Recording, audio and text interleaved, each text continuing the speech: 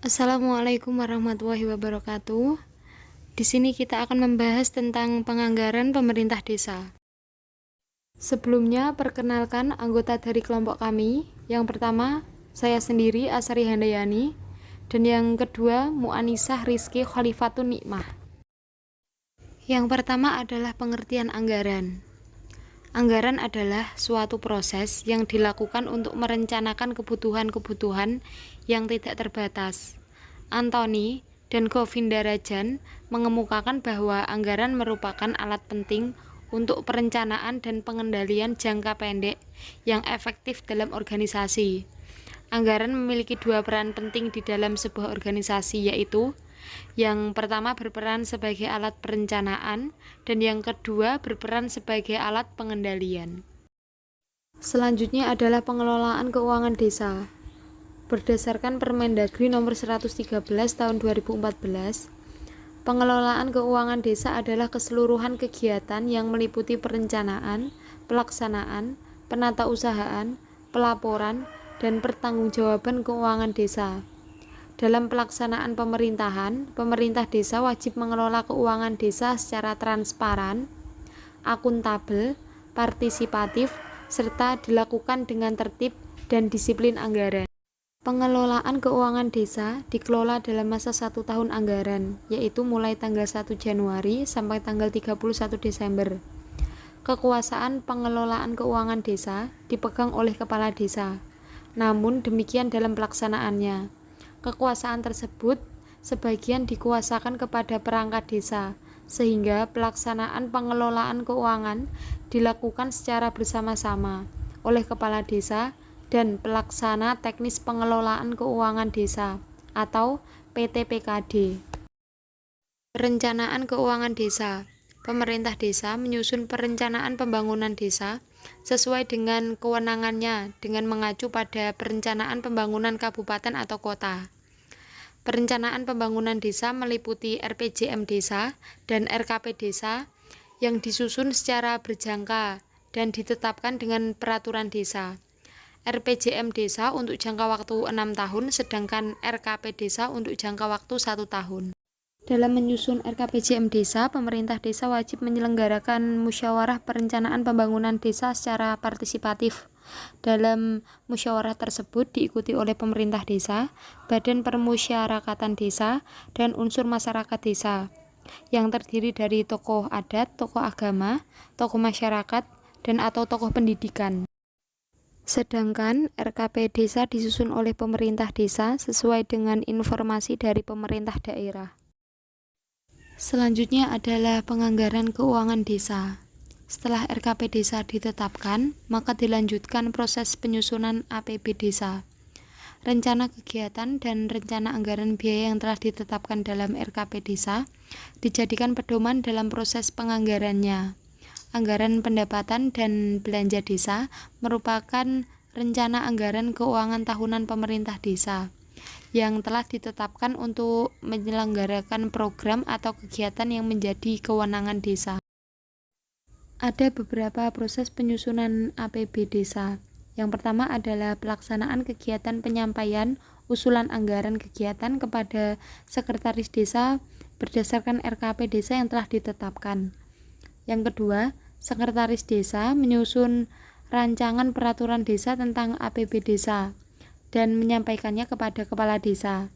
Dan yang ketiga, kepala desa selanjutnya menyampaikan kepada badan permusyawaratan desa untuk dibahas dan disepakati bersama.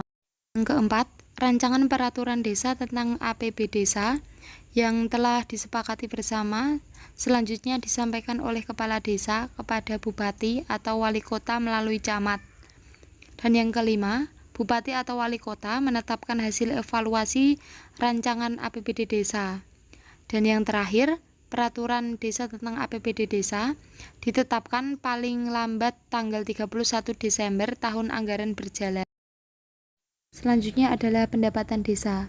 Pendapatan desa meliputi semua penerimaan uang melalui rekening kas desa yang merupakan hak desa dalam 1 tahun anggaran yang tidak perlu dibayar kembali oleh desa.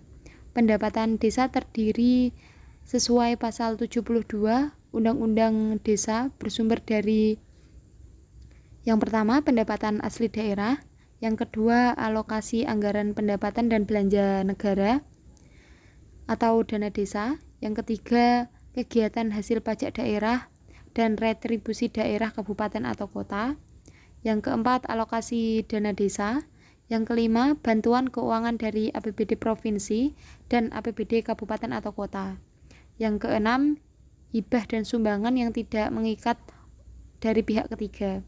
Yang ketujuh adalah pendapatan lain-lain desa yang sah. Selanjutnya, belanja desa. Belanja desa merupakan semua pengeluaran dari rekening desa yang merupakan kewajiban desa dalam 1 tahun anggaran yang tidak akan diperoleh pembayarannya kembali oleh desa. Belanja desa digunakan dalam rangka mendanai penyelenggaraan kewenangan desa.